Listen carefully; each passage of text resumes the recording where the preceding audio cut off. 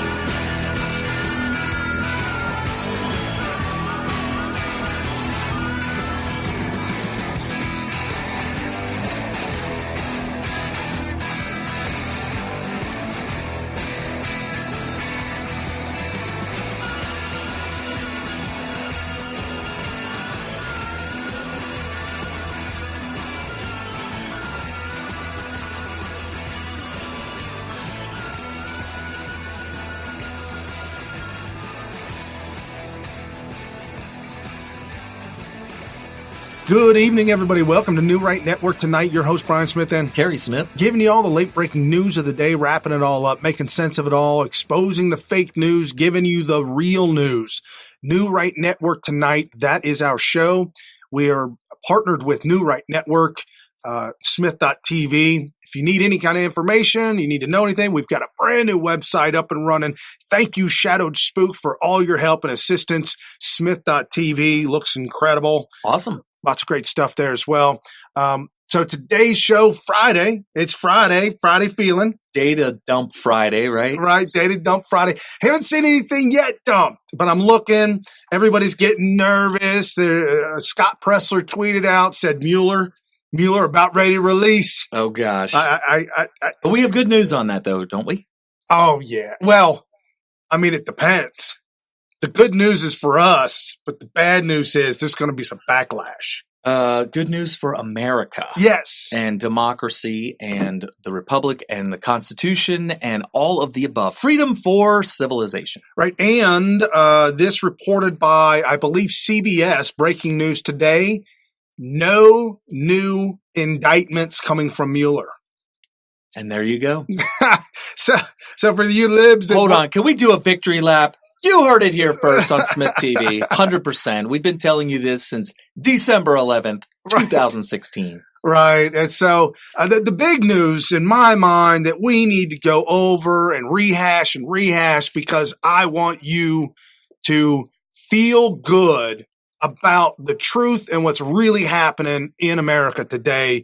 That is this incredible economy. Right. This thing is just chugging along. Got some stats. Donald Trump making rounds with Maria Bartoromo, who is phenomenal. I absolutely love her show. She's incredible. President, thank you so much for joining me. Thank you.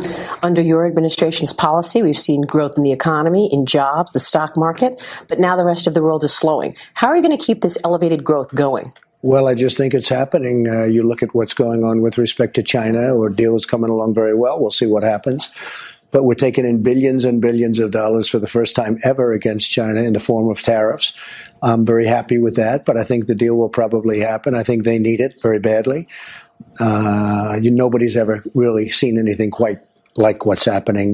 Then we did the Mexico and Canada deal, USMCA. That's going very well. I think that it should get approved pretty quickly by Congress because it's a great deal. It's a really great deal. NAFTA was, to me, one of the worst deals I've ever seen as trade. I think the WTO is terrible also, by the way. I think that's a really bad one, but we're doing even better with WTO. We're winning cases all of a sudden because we never won cases. Now we're starting to win cases because they know my attitude. If they don't treat us fairly, we get out. GOP chairwoman getting involved on Twitter, Ronna McDaniel. Love how she's become a champion for Donald Trump. White House, Don Jr., everybody piling on how this economy is really going. We're also going to get into the Democrats. Democrats are on 2020. And there are a lot of things involved in Democrats 2020. Okay.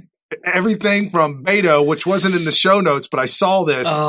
It was a really awful piece from the Huffington Post that quoted Governor Huckabee in a tweet that said that Beto O'Rourke put baby doo-doo in a bowl, set it on the kitchen table, and told his wife it was guacamole.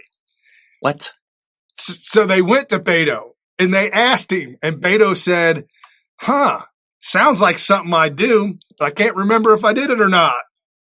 The fact that he would even say, regardless of whether or not he remembers or it even happened, it could very well be that it is totally fabricated. Right. The fact that he would say that it sounds like something I would do, very revealing about his character, is it not? Yes. Wow, that is so disgusting. So, and the reason why we're doing this, folks, is because we want you to understand the platform of the Democrat Party and every single one of those who are running 2020, even as we inch closer and closer, day by day, to Uncle Joe pulling the trigger and finally saying, I'm running. Man, I'll tell you what, I can't wrap my head around the emotions one must feel having lost a son or daughter. Yeah. And Joe Biden lost his son right before the time that he would have needed to decide to run in 2016. And on his dying deathbed, his son says, Dad, You got to do it. promise me one thing. This is my dying wish. I'm going to chisel it in stone on my will. You got to run. You got to run for president. Do it, Dad. Just do me that one thing. And Joe Biden was like, I'll do it, son. I'll do it. And then he says, nah, I feel too bad for, come on. Look, there's only so much mourning that you could possibly be suffering before you start to realize, wait. The person I'm actually mourning had one dying wish, and that was to run. And here's the thing. I think that ship has sailed. Yeah. Joe He had a Biden chance. is 76, I believe. And that's 76, part of 77, it. 78. So 2 more years, he'd be 78. That's part of it. The other part of it is this. It's really difficult to beat an incumbent. You need so much help. You can't just do it yourself. When it comes to, first of all, only one time in my lifetime, well, I shouldn't say in my lifetime, twice if you count me being a toddler, where Ronald Reagan did it to Jimmy Carter.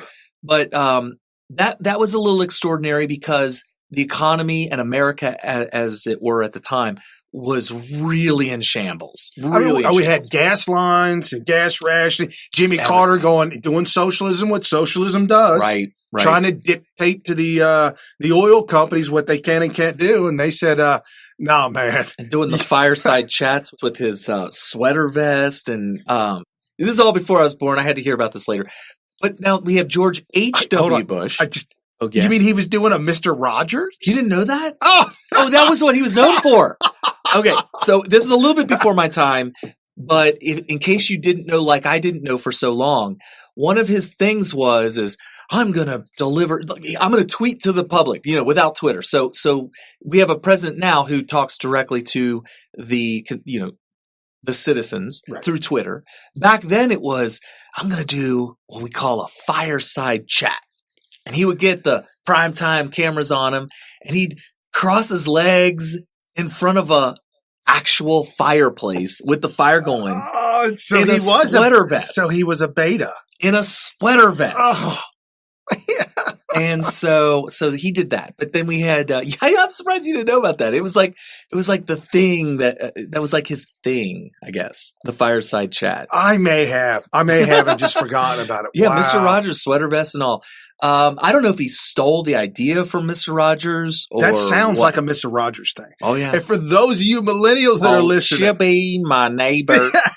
Mr. Rogers, you're gonna have to Google that one, figure that one out, man. I gotta let that Very go. creepy. Very creepy. And there was recently a movie about his life, about Mr. Rogers' life, not President Carter. But now coming back around, talking about incumbents, George H.W. Bush. He was kind of surfing on the wave of the Reagan Revolution. Right. And that's why he got elected in the first place. I mean, the guy didn't belong there. He didn't belong in the Reagan Revolution. He was a CIA spook. He was a deep state guy. It's the whole Bush thing, right? He was selected by President Reagan, and I just learned this recently because remember during the Bush debates during the run-up, they were actually going against each other. There's Bush that. lost. Right. But I never knew the details until people, older men and women who were old enough to know what was going on back during 1980 when he was selecting his VP, people were comparing Donald Trump's choice of Pence as opposed to some other people like Jordan, who would be more aligned with him, to Ronald Reagan's choice of Bush, who was like the establishment antidote, I guess, to this populist Reagan, I guess. And so that's where I learned that. So to lend credence to that, there's a story out just recently that says that never Trumper billionaires enjoying White House visits because Mike Pence. Okay, so it's almost like he knew, like, Trump was 70 at the time, so he would have been really well aware of what was going on during 1980.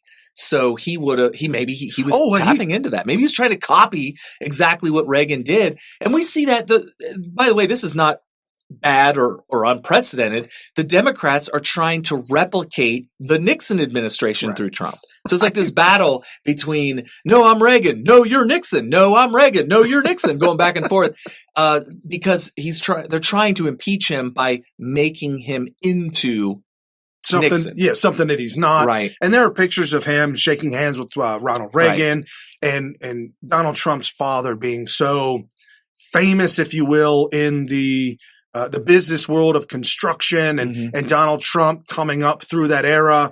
Donald Trump's grandfather also being well known in New York. Actually, he grandfather goes over to it might be great. It's either great grandfather or grandfather. He went out west and started opening up hotels for the gold diggers. Oh, wow. Yeah, it might have been great grandpa. That goes way back. But that was the beginning of the Trump empire. Was that he went out west and catered to prospectors, prospecting for gold and silver, and then decided, you know what? I think I can make this happen. Everything I learned out west, I can make this happen in New York City. And the rest is history. But anyway, back to incumbents. George H.W. Bush had a lot of people going after him. It was a nonstop droning, and I do remember this personally. A nonstop droning of how horrible the economy is, and that if it weren't for this horrible president, George H.W. Bush, that we wouldn't be in such squalor. Well, not only that, but he's a liar. He lied to you, the American citizen. He did that himself, though. Right? He did that himself. That was just stupid. But also you had the fact that Ross Perot was running, who was a lot closer aligned with a Donald Trump today, or back then, maybe even people didn't think it at the time. People didn't look at Ross Perot and say, "Oh, he's like Reagan." Nobody accused him of that. However, looking back at it, there's definitely a line of succession in that ideology. It's amazing that Ross Perot did what he did. Looked like he was going to win. He would have pulled a Brewster's Millions. You remember Brewster's Millions with Richard was running for mayor, running for politician because he realized he could blow all this money and get rid of it. It didn't look like he was going to win. Yeah, he didn't want to win because then he wouldn't be able to blow his million. Right. So then he started paying money and said, vote for none of the above. There you go. So that's kind of like what Ross Perot did, but he needed that. Clinton, who defeated an incumbent in George H.W. Bush. The media helped to make him unpopular. You had a third-party candidate siphoning away votes. I think Bill Clinton won with like 42% of the vote or something really low. So that all being said, let's go all the way back to the point of this conversation. Joe Biden missed the boat. His time for being elected was in 2016 when it was a change election. Right. We have an incumbent who's extremely popular, who's not going to allow lies to fly.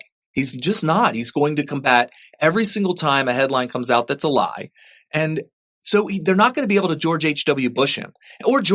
They tried to do the same thing with George W. Bush, but there's a lot of things going for him. He was still kind of riding that wave of 9/11. Yeah. Not that it's a good thing, but riding the wave of, hey, we need Republicans to protect us.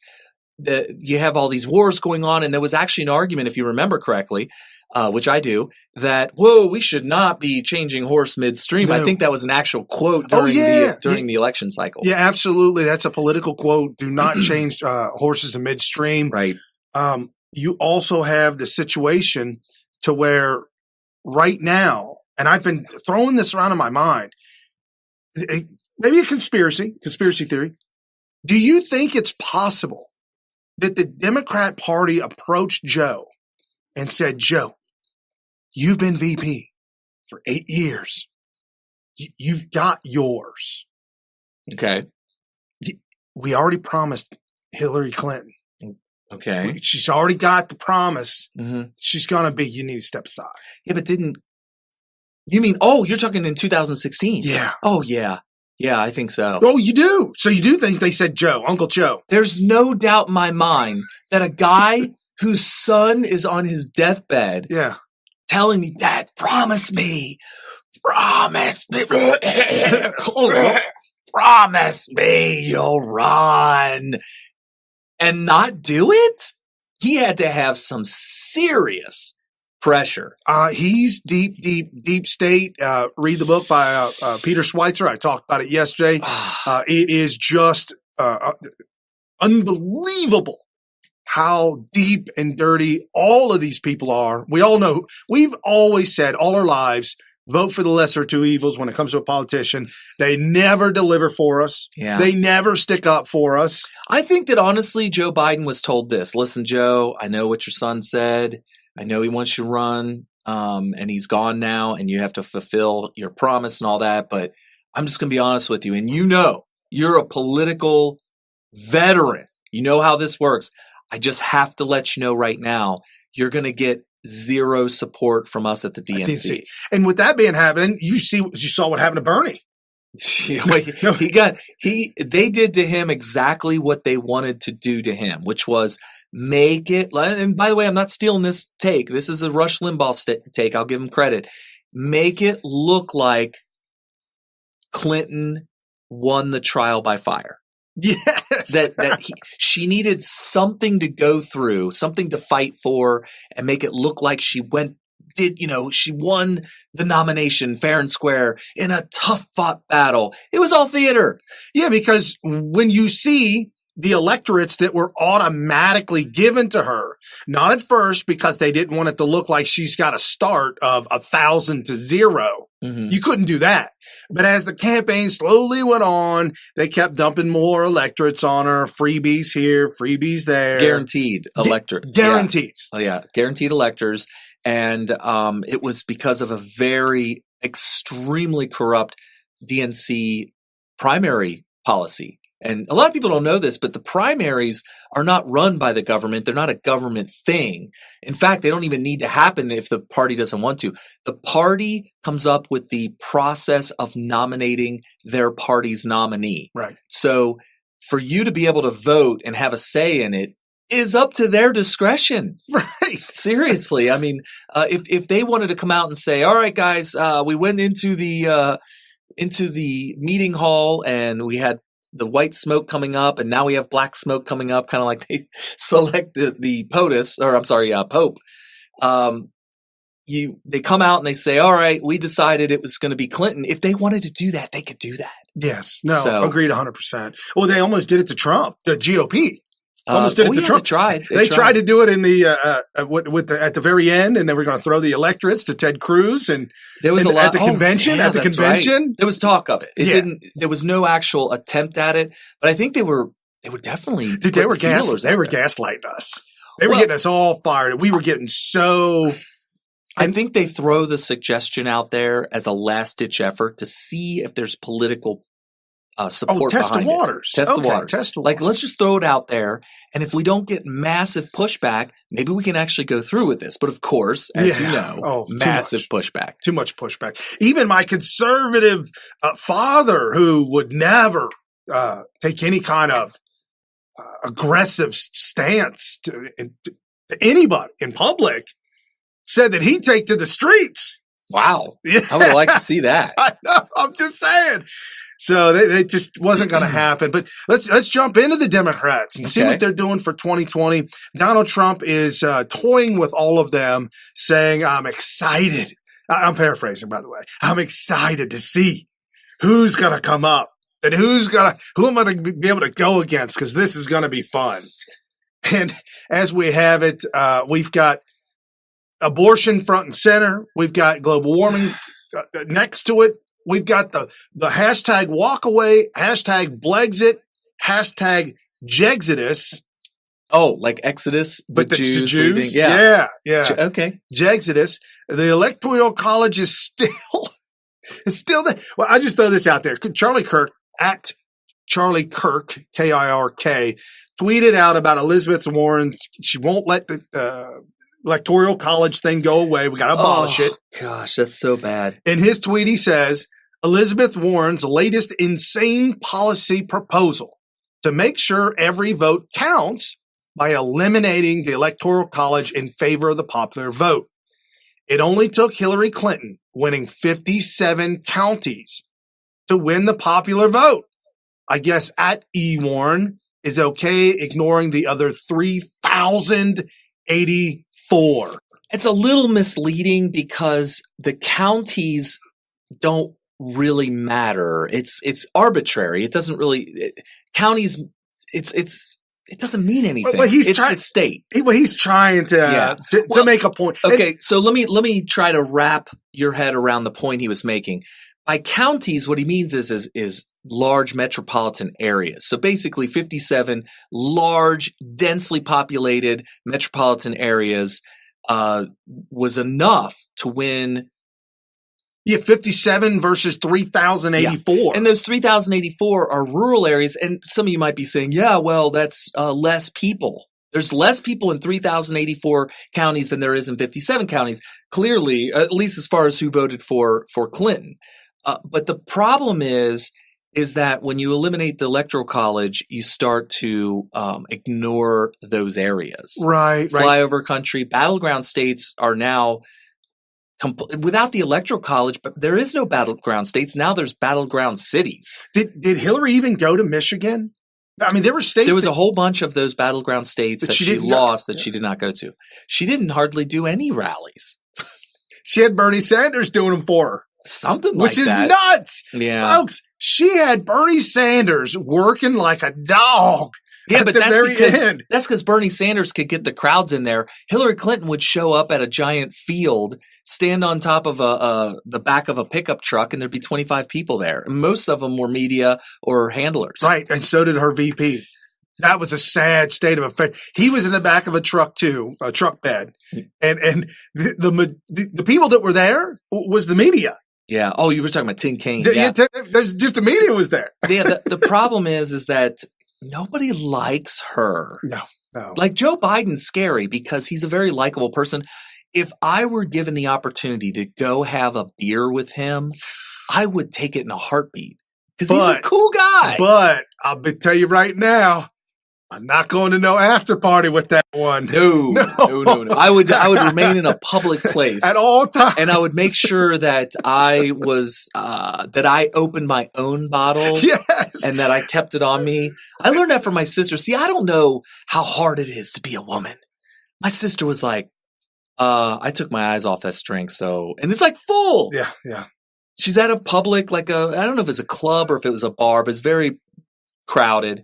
And she turned away from her drink for just a couple seconds, and she turned back and I think she didn't say anything. And I said, "Aren't you drinking that?" And she ordered another drink. And I'm like, "What's going on here?"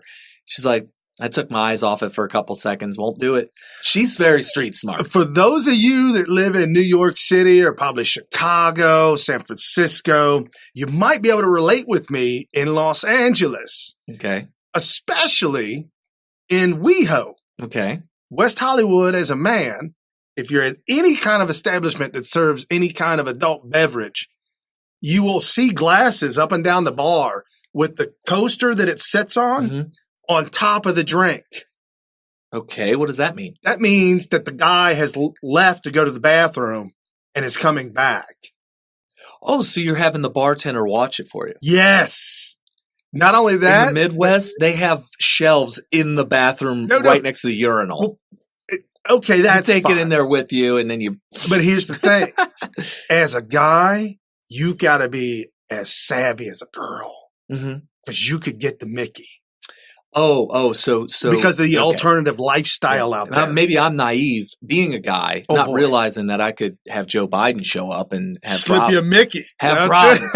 Wait a minute, hold on. He's not into old men like me. He's into the underage daughters of his friends. He is absolutely, but I'm petting of the hair. I'm not taking it. I just shaved. Somebody said I looked like I was Sessions. Was it Sessions that said, "Get off my daughter"? It was one of the politicians that pulled his daughter away from Biden. I thought it was Sessions. It was Sessions. Yeah, I'm not sure if it was or not. But if it was my daughter, I'd be like, as soon as I saw his sticky fingers going towards my daughter, I'd be like, hey! If he does run, Biden runs 2020, I'm telling you right now, that Paul Joseph Watson compilation video will be played over. Oh, people are going to start to attend his rallies and start screaming at him. Pedo. Okay, so with that out of the way, I don't know how we get back on Joe Biden again. Back to Charlie Kirk. So let's hit this because this is front and center. The past couple of days, I kind of thought New Zealand was going to kind of fade away, but New Zealand is making a comeback in the news because of their actions. Yeah, because of the higher ups, the prime minister, the president, if you will. She has made a decision that will ultimately result in massive loss of life. And you New Zealanders, for all y'all to don on the hijab.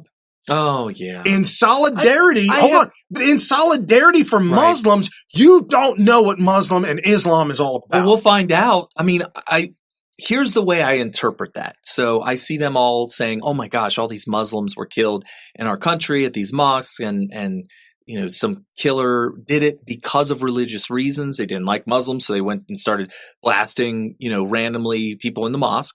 And so we need to show solidarity with them. So we'll put on the hijab or whatever and show that we support them, that we're with them.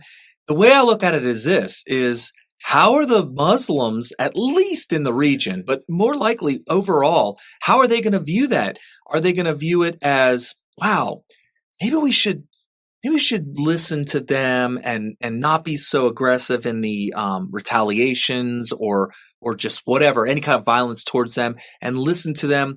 That's what I think the New Zealanders are hoping. They're absolutely placating to the Muslim community. They think that, okay, say they didn't do that. I'm putting myself in the shoes of a New Zealander.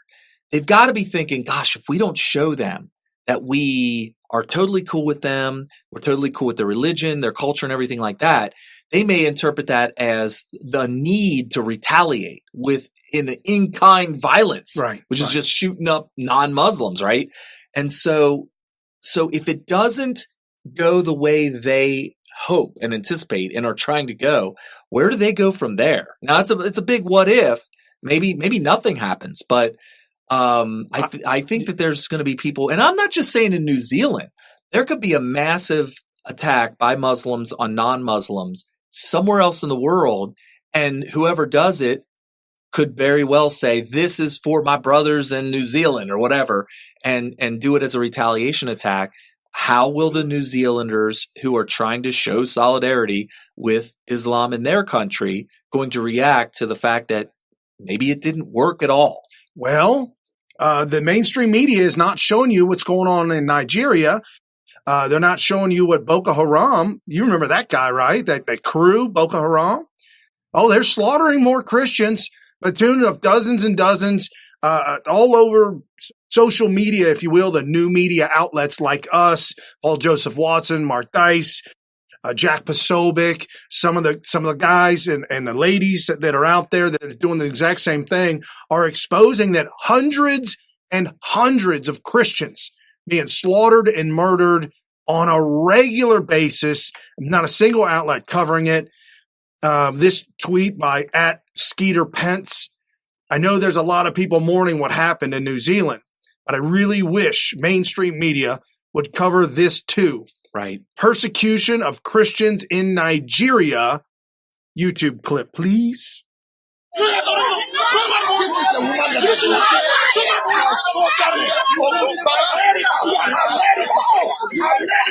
please stand for us. We are dying. America, I'm begging. Save our life. No, sir. Yesterday, one of my colleagues, Reverend, was slaughtered with his wife and his children. And I'm right here. Look at women. Immediately they were communicating. After the Fulani herdsmen have finished burning down 2 villages, then the soldiers came in, trying to cause confusion. And who are these army men that are using machine motorcycles? After they get the shoots, God will stand for us. We have nobody. Everybody, we are now ready to do the last prayer. Since Islamic agenda is taking over the nations, now live at the police station in Bartoladi. And so that's what you're seeing that you're not seeing. Yeah, I think there's a little bit of a bias in the reporting on this. I don't understand why. What is it against? What is it for Muslims or Islam in general and against Christians to where it's okay? There's just not outrage over persecution and murder and whatnot, genocide, if you will, in some countries of non-Muslims. And I'm not 100% sure. I don't like to say Christians because clearly they would do the same and are doing the same to Jews. Jews as well as Hindu or any other religion. So I just call it non-Muslim. Yeah, if you're non-Muslim, you are considered an infidel, and you have a couple of options if they offer them to you. One option could be to pay a tithe or a fee, a tax. You could submit and convert to Islam. Right.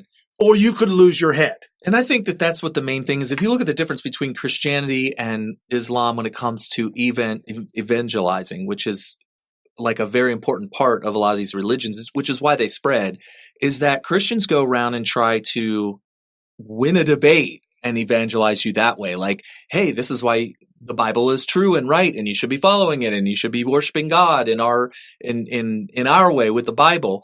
And if you reject it, then either A, they're like, all right, well, we'll just try again. Or B, in some denominations, they might tell you you're just going to go to hell and get nasty with you, and then they walk away and make you feel bad. But apparently, if you follow the Quran to the letter, you're supposed to kill anybody that you don't successfully convert. Right. If you can't convert them and you can't get them to take the other options, or whether you even offer the options, the end result is that you're to right. And just to be fair, there's tons of Muslims that I know personally. Not me. I don't know a lot of them, but I know that there's a lot of Muslims in America who are not killing people that they failed to convert.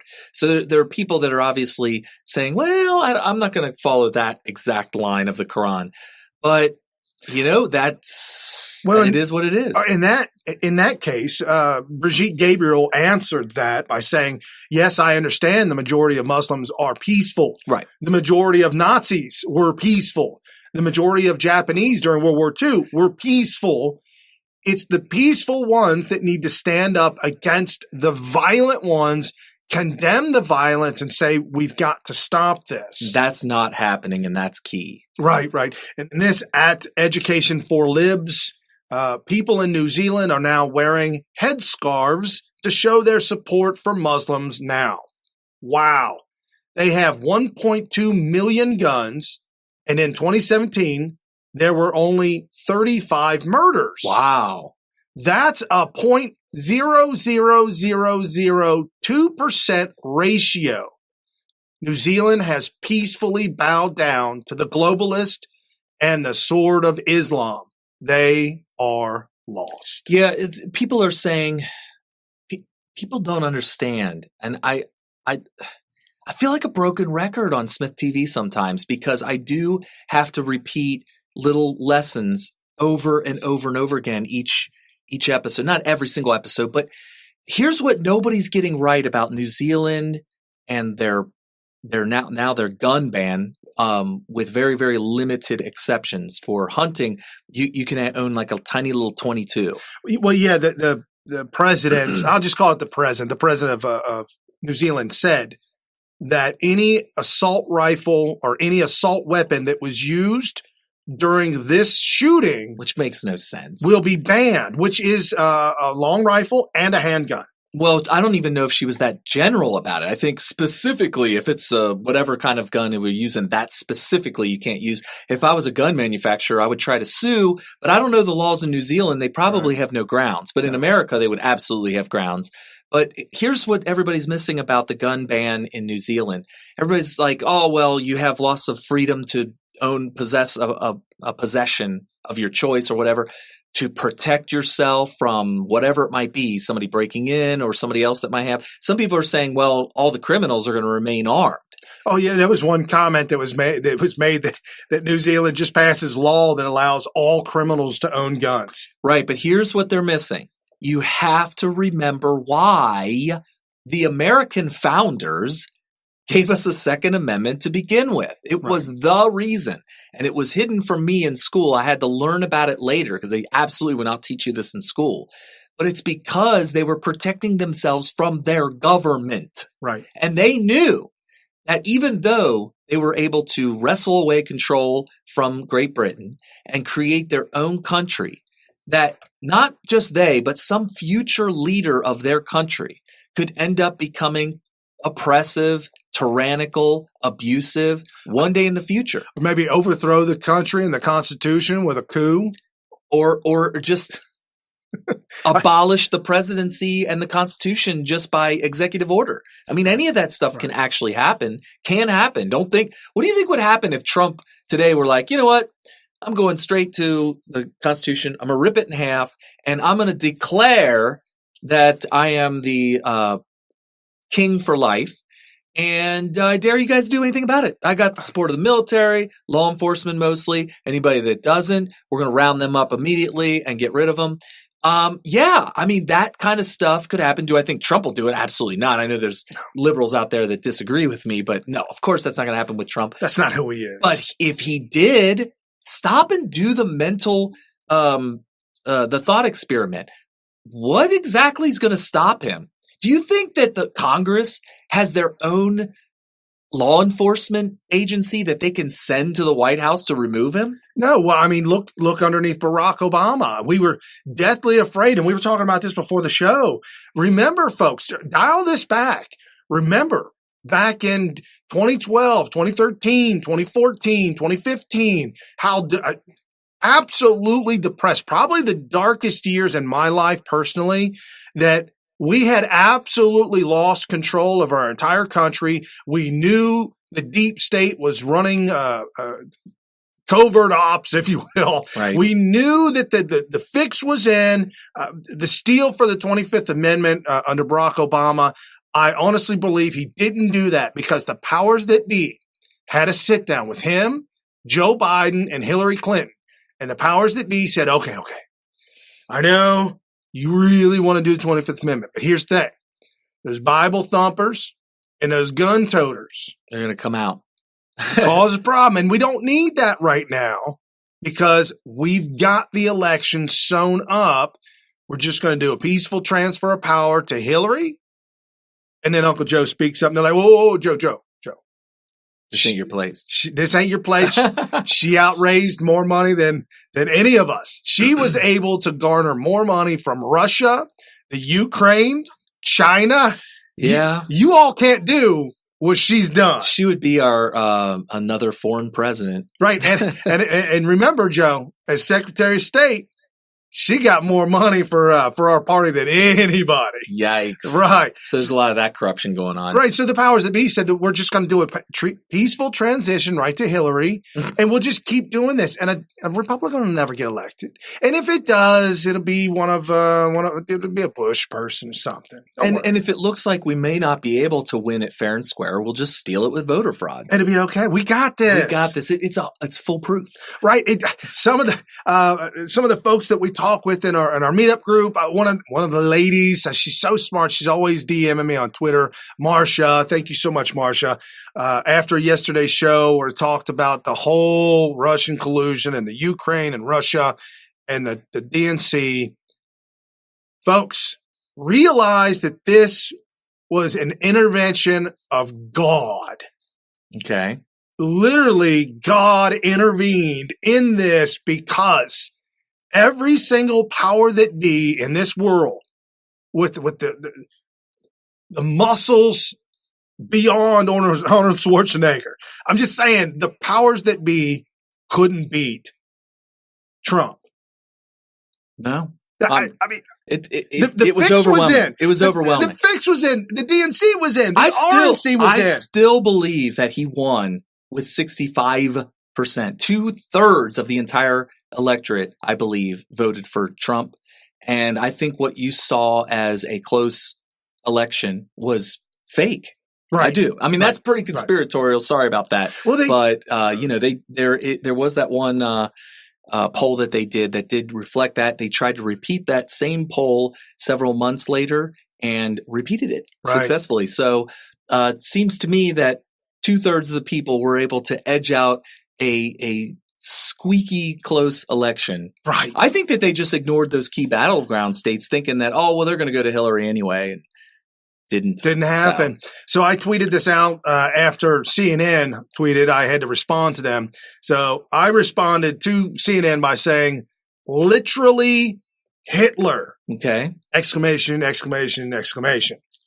To CNN saying, when a killer gunned down 50 people this month and 2 mosques in Christchurch, New Zealand, it took lawmakers there 72 hours to ban assault rifles and high-capacity magazines.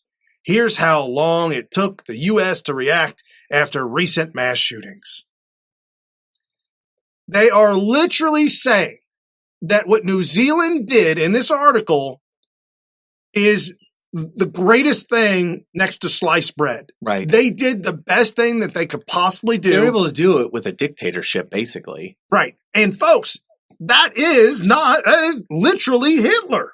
That's what he did. This is why our country is so great, because we have this decentralized government, which, by the way, it's way too centralized. It's way more centralized than it was intended and written originally by the founders. It has become more centralized since liberals have been creeping in, started with the Civil War and the Reconstruction, and it's been getting more and more centralized since. But it's still a very decentralized government relative to other countries around the world. And that's why when a mass shooting takes place, there are cooler heads prevailing in all these other places that have a say. You know, these tiny little places like Montana, Rhode Island, whatever, they have a very, very small say in our Congress because of their population, but because of the way we have our Senate and our House of Representatives set up, that they're able to have a say and say, whoa, we are not going to be writing laws banning the Second Amendment. Right. And this tweeted out because David Hogg has got to get involved. David Hogg tweeted out, "This is what leadership in response to tragedy looks like. Take note at POTUS." That's leadership, huh? Leadership is taking away rights and freedoms away from people. God-given rights, by the way. And I'm surprised at that David Hogg thing. I'm looking at your screen over here, folks. I forgot about this, but there is a video that's gone viral of a knucklehead, and I believe it is in New Zealand. This kid, yes, it was in New Zealand, is scoping in New Zealand, and he walks up behind a politician giving a talk, and he smacks the politician on the back of the head with an egg. 17-year-old Will Connolly earned the nickname Egg Boy when he cracked a raw egg on Senator Fraser Anning's head Saturday. Anning hit Connolly in the face and the teen was arrested. Anning had blamed Muslim immigration for the terror attacks in Christchurch. Connolly said the egging was a protest against those comments. This is what it's come to. Yeah, well, and that's because the left don't know how to argue their point. They go by pure emotion and they react physically. So whether it's lashing out, whether it's looking up to the heavens and screaming, and And it's just pure emotion with them. There's no logic. There's no thinking about the facts or the philosophy behind, doing things civilly. Right. And here's another civil mind, if you will. Mr. Sanders, he's running and he's come out, both guns a-blazing. Yikes. This at AYLA for Trump. Bernie Sanders calls for stripping of the Second Amendment rights overnight. Yeah, that's really Guys! That's surprising. A couple of years ago, this would be political suicide. Yes! This will be political suicide. It just shows you how far we've come in just a few short years. You would never be able to say something like this. And it's funny, a lot of things have changed too. Like Donald Trump coming out against abortion so graphically in the third debate. Oh, yeah. Was mind-blowingly, first of all, it was great. We were cheering like loudly at the screen as this was happening, but it's just. You have been quoted as saying that the fetus has no constitutional rights. You also voted against a ban on late-term partial birth abortions. Why? Because Roe v. Wade very clearly sets out that there can be regulations on abortion so long as the life and the health of the mother are taken into account. Partial birth Well, abortion. I think it's terrible. If you go with what Hillary is saying, in the 9th month, you can take the baby and rip the baby out of the womb of the mother just prior to the birth of the baby. Now, you can say that that's okay, and Hillary can say that that's okay, but it's not okay with me. Because based on what she's saying and based on where she's going and where she's been, you can take the baby and rip the baby out of the womb in the 9th month on the final day.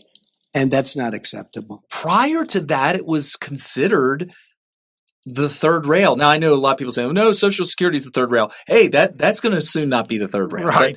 But yeah, going after the Second Amendment, you're literally going after the Constitution. And there is a constitutional amendment process. So it's not unconstitutional to amend it. But we are so far from it. I think it's really scary that somebody who claims to be running for the executive office would even be talking about this, because it would require like 2/3 of the states and the Senate, all this stuff.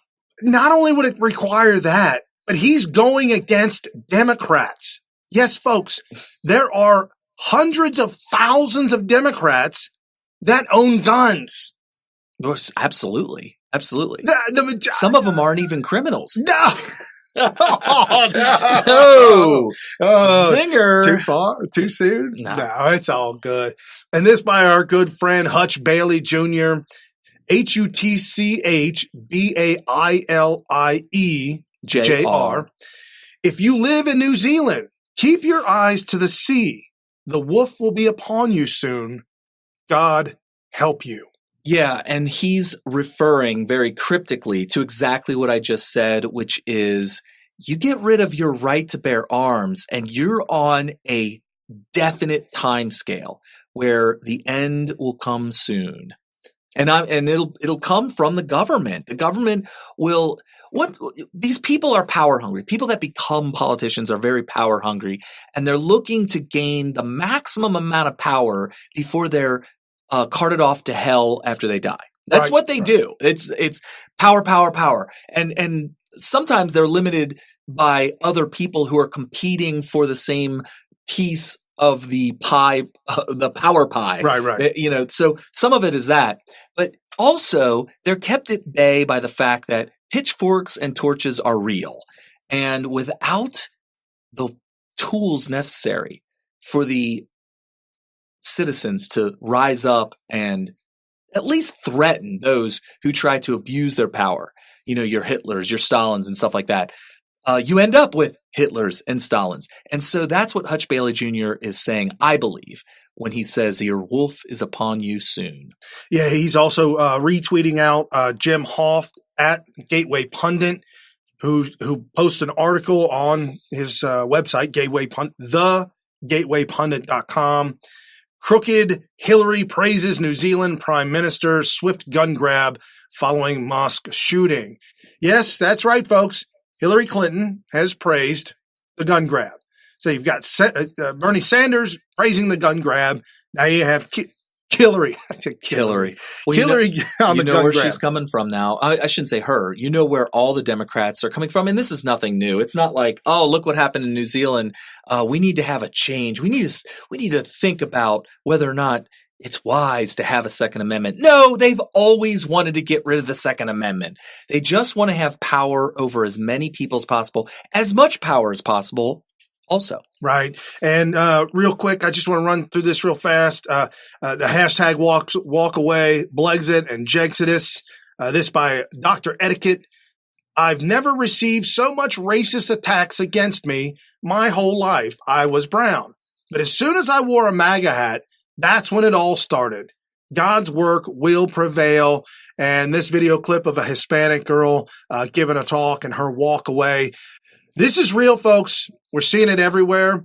And then at the Mike L. Crump, we spend too much money with no return. We need to cut spending and put Americans before illegals. Folks, they don't care about Black Americans, white Americans, legal Hispanics, illegal whatever you are. They don't care about you. They're all in for open borders, bringing them on through. It's a George Soros concept, open border society. That's the Democrat Party completely owning it all. And now we've got Donald Trump this week. Matter of fact, I think it was yesterday. Golan Heights. The video with Maria Bartoromo explains it. It's time for the U.S. to recognize Israel's sovereignty and the Golan Heights. Why now? Why did you send that out? I've been thinking about doing it for a long time. It's been a very hard decision for every president. No president has done it. This is very much like Jerusalem, moving the embassy to Jerusalem. I did that. And I fully understand why Clinton and Bush and Obama, everybody campaigned on Jerusalem and the embassy going to Jerusalem. I even got the embassy built, by the way, very inexpensively. But they all campaigned on it. They never did it. And I understand why. Because when I got elected, I also campaigned on it. When I got elected, I was inundated with calls from all over the world. The leaders, mostly the leaders, saying, please don't do it, don't do it. I did it. And it's been done. And it's fine. Golan Heights is the same thing. For years, other presidents have campaigned. They said they'd do it. This is sovereignty. This is security. This is about regional security. It's not about Netanyahu's reelection. No, I wouldn't even know about that. I have no idea. I hear he's doing okay. I don't know if he's doing great right now, but I hear he's doing okay. But I would imagine the other side, whoever's against him, is also in favor of what I just did. Every president has said, do that.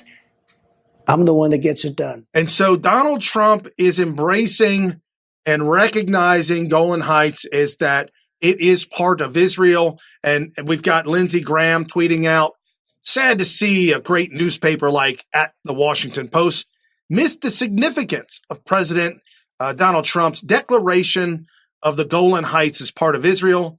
The dislike of all things Trump has blinded news coverage of the realities of the world. I tweeted this out. Liberal activist group demand that the Democrats boycott the American Israel Public Affairs Committee gathering. And my comment to that is, yeah, well, they do, and they did this at the Washington Times. They are absolutely throwing away Israel, Jews, Black America. They're throwing everybody away, and I don't understand it. They are literally burning every bridge that they ever had.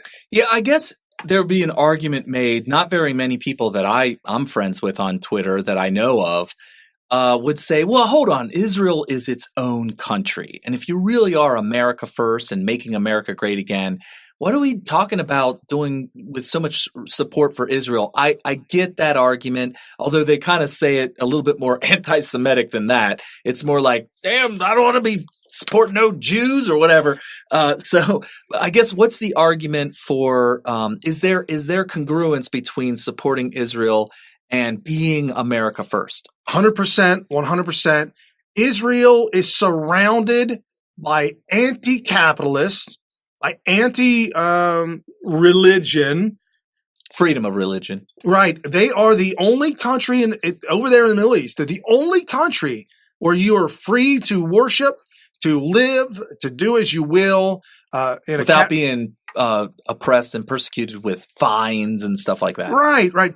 And in a pretty much capitalistic society to where they grow and prosper, and there is nothing more American than supporting another country that holds your values and freedoms for their citizenry.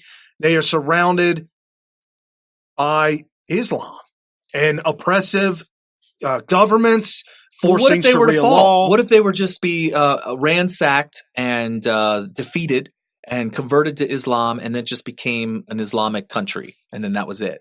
That would be horrible. Okay.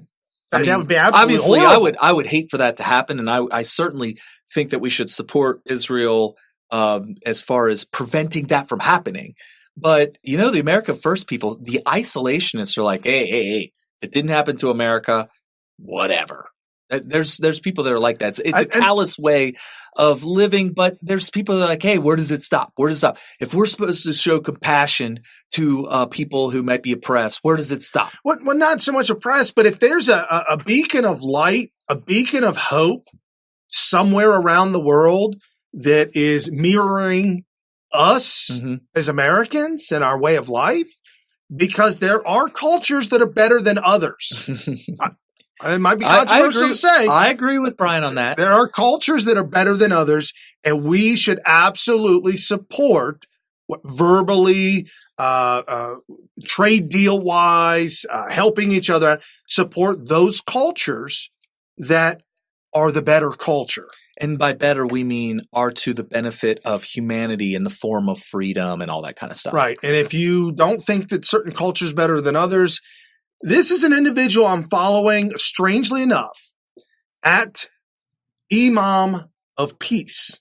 Okay. And I follow this individual because I'm curious, is this the turning of Islam away from the violence towards Israel, whether it be the Palestinians or Hamas or whatever the case may be? So he tweets out, Palestinians should be thanking God. I'm not sure which God he's referring to, that their main problem is with the Jewish state and not with a Muslim one. This is what Muslim Hamas is doing to Muslim protesters in Gaza that are rising against the corruption of the Palestinian authorities. Where's the media coverage? And as you can see, the picture depicts an individual that is burned and scarred. It looks like from maybe a hot poker iron all up and down his arms and his back. We know what they do. We hear. We've seen it. I tell you what, folks, I've seen stuff that I never wanted to see in my entire life. I've seen things that I can't unsee.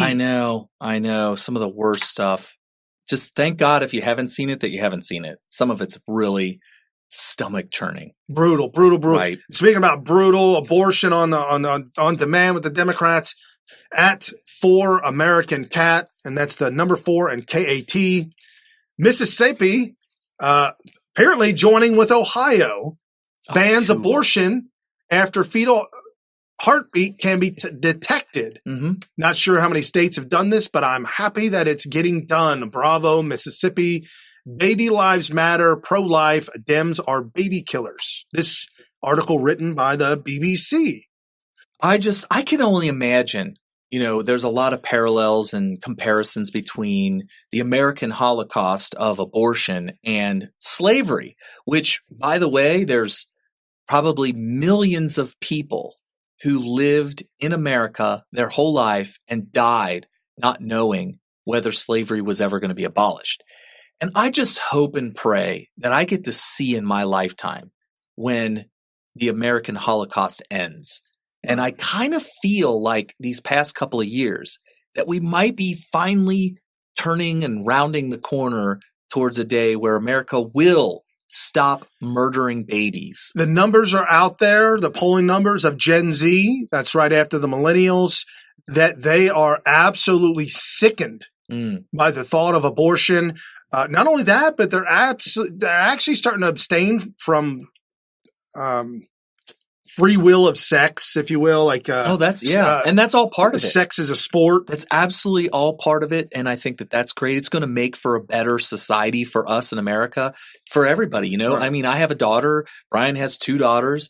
And we think about the kinds of culture that is beneficial to women, young women, coming up, looking for a spouse, having children, all this kind of stuff. You throw the culture of the Democrats with abortion and sex on demand and that kind of stuff. And there's one main victim after the baby, of course, and that is the women. Right. Women lose all their power, all their freedom, and they become a slab of meat. Absolutely. For the men that just want to do whatever. Right. And Absolutely. It's all a part of the abortion culture. Right. But mainly we need to end killing babies. Yes, no, definitely. This at Indy_News1, 2020 Democrat Andrew Yang says men should have nothing to do with abortion decisions. Why not? It's our baby. That's my baby. This is the same rhetoric that they fed us back in the 80s, guys. Yeah. This is just regurgitated all over again. Why does the father have no say in the fate of their offspring? It's beyond me. Folks, follow us at Scott Presler, SCOTTPRESLER. Please follow Scott Presler. He is going gangbusters right now. He tweeted out, I'm knocking on doors right now in snowy Pittsburgh, Pennsylvania. Proud of the fact I've been knocking over 1,000 doors since I've been here. Tomorrow, I'm hosting a Republican activism boot camp in Bethel Park. Hashtag Friday Feeling. Take a page from his book. Yeah. Get involved. Carrie and I are involved in multiple ways. We absolutely will be knocking on doors around here. Oh, yeah. I'm not saying that you need to go to another state or another district. Just stay in your local area and knocking on doors is very easy. You have a list of Republicans. It's scary, though. You got to keep in mind where I don't say I tend to forget. I tend to forget. But you use the wrong words because it might be scary at first. But you've got the list, and you see Brian Smyth. See, and if you I need you to explain this to them because they're not going to ignore how scary it is. No. The fear happens involuntarily. But you could have my name. I'm not a scary guy. You did shave the beard off, so. Right. I look like a Ute. But Brian Smyth, and you knock on my door and say, "Sir, Brian Smyth. Yes, I'm here with the GOP." I'm like, "Yeah, GOP. What's going on?" I'm here, Donald Trump, president. Oh yeah, come on in. What you need? What's going on? Yeah, and that's the truth. Literally that's is the truth. It. Yeah, and some may even say, "Well, yeah, I'm voting for Trump, but." We don't need to talk about that right here, do we? Yeah, can you be a little bit more quiet about it? And here's the thing. He doesn't even know that his neighbors are on board, too. And they're all being quiet. They're all scared to bring it up amongst each other. Remember what I said earlier in the show? 2/3 of America voted for Trump. We kind of see that in real time when we go door knocking. Now, some of you guys are saying, oh, yeah, go to an upper middle class neighborhood. And sure, 2/3 of them. No, Mount Healthy? Yeah, no. I knocked on the doors in Mount Healthy, and I'm going to tell you right now, I've been to a lot of neighborhoods. That was the one I was really not looking forward to. Oh, I would have been nervous too. It turns out. It's predominantly black. It's predominantly middle to lower income. It would be considered, low income. I would say lower middle class. They're not impoverished. No. There's a lot of Section 8 housing there, and we know that. Unless we're being lied to, I think we are being lied to, but we know 90 to 95% of Black Americans vote for Democrat. Right. And it is a very Black neighborhood, I guess you would say. It would probably be predominantly. So it was nervous. It made me nervous. So we get there, start knocking on doors, and I was surprised at the percentage of people that were just flat out pro-Trumpers. But you're not knocking on random doors. Right. That's the point. It's not random because we have the app that lets us pick and choose which ones, and it'll tell you. It doesn't say, don't knock on this door. It just says, oh, this family is historically moderately liberal or moderately Democrat or hardcore liberal or hardcore right-winger or moderate conservative or independent. It'll say all those things and you get to pick and choose. But here's the thing I want you guys to know. It wasn't very hard at all to find the Republicans. It wasn't like I was looking at all these houses and a vast majority of them were Democrat and I was just cherry picking. Some people could accuse me of that. Oh, you're just cherry picking, Kerry. No, there were a surprising number of red households. Right. So. And as we round up the show for Friday feeling, folks, leave you with a good feeling over the weekend. Be very excited about what's going on in America. Donald Trump, again, as I said, tweeting out Maria Bartiromo's, and then Donald Trump also tweeted out and then also verbalized to Maria that the Fed has already said that they will not raise interest rates this year, 2019. It's a good thing because I feel like they were undermining him by doing that. And only once are they considering once in 2020. Okay. Okay, we'll leave it at that. All right, fine. I'm good. That means this economy will keep roaring away. Donald Trump tweeting out 3.1% GDP growth for the entire year of 2018. Best numbers in 14 years. This at Deep State Exposed. He replied back to Trump. And I threw this in there because it's right that you guys are looking right at Trump's tweet and you're seeing what's going on underneath it. Right. I can't play it because we're running out of time. It's a funny Japanese parody on TSA screeners. Okay. They go a little Benny Hill. Good looking ladies coming through and turn a blind eye to the old grandmas or the that would be freaky looking people. That would be pretty funny, but not, there's a lot of truth to it. Yes. And at Hutch Bailey Jr., traitors in the U.S. government, 5 Dem presidential hopefuls say they'd rejoin the Iran nuclear deal. What? What? I don't. Oh, let it be what it is. That's fine. And Larry Kudlow, one of Donald Trump's greatest decisions for me personally and for the country is calling up Larry Kudlow and saying, I need the greatest economist. I need the greatest economist out there to advise me.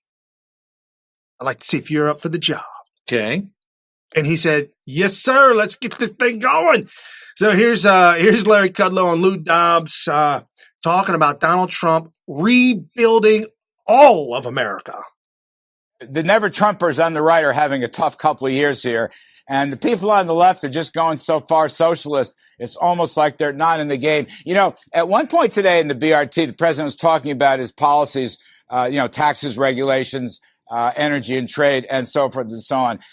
Here's a phrase. He is rebuilding America. He is rebuilding America. And he said, I'm taking heat because I am taking on the establishment. But he enjoys it. And he intends to continue taking on the establishment. It's really a very funny place for him to say that. Because there's nothing more establishment than the Business Roundtable. That's why I loved it. And then at GOP chairwoman Ronna McDaniel, you can't deny our economy is roaring, fastest GDP growth in 13 years, 1 million more job openings than people looking for work. We reported that a couple days ago. Yeah, record low unemployment, 7 straight months of 3% plus wage growth. The Democrats were screaming, oh yeah, the economy's doing well, but people aren't making more money. No, that's not true. Right. 12 deregulations for every new 1 regulation. Thank you at Real Donald Trump.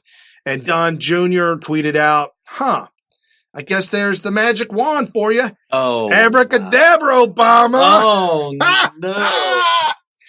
Oh, wow.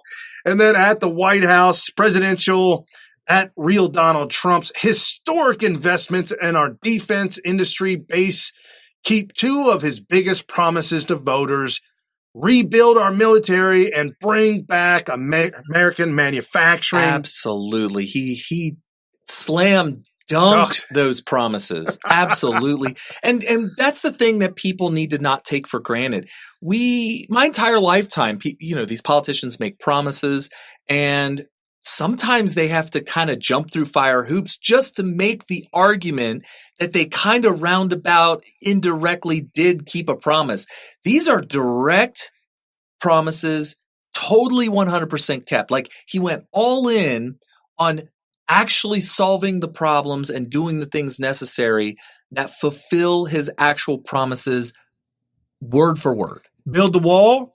Hey, y'all. He's building the wall. He's building the wall. Yeah. He is absolutely building the wall, and nobody can stop him. Remember the 12 traitor Republicans, that voted to keep Donald Trump from building his wall. He vetoed them and said, nope, sorry, not today, fools. This kind of stuff has never happened in my lifetime, which is something that you need to remember voting going forward, is that we expect our leaders, our politicians, to be more like Donald Trump, where they say what they're going to do. We make the decision whether or not we want that or not. Right. And then when they do get elected, they do win, and they do have that mandate, that they actually aggressively pursue the solutions to the problems they said they were going to solve.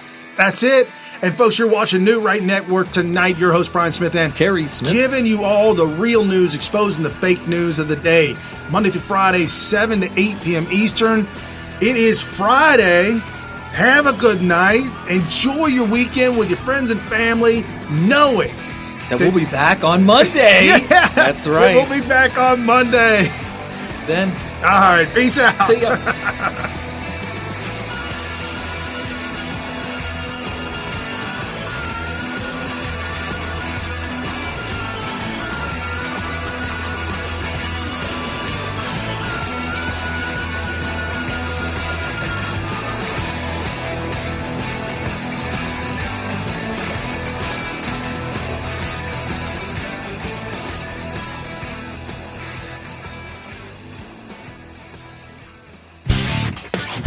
You've been listening to New Right Network, mobilizing, countering, energizing. Online at newrightnetwork.com.